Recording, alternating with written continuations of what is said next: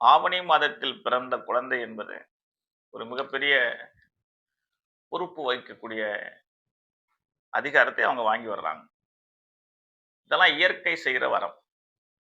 எந்த மாதத்தையும் நாம் தேர்வு செய்து குழந்தையை பெற்றெடுக்க முடியாது. ஏன்னா ஜனனம் என்பது இறைவனுடைய படைப்பு.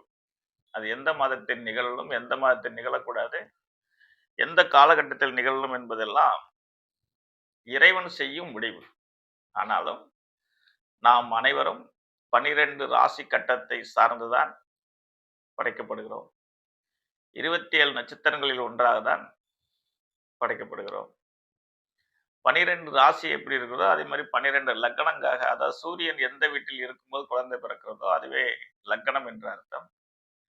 அதுவே ஜோதிடத்தில் உயிர் என்ற அர்த்தம். அந்த லா என்ற எழுத்து போட்டப்பட்டிருக்கும். அதுவே லக்னம், அதுவே ஜனனம்.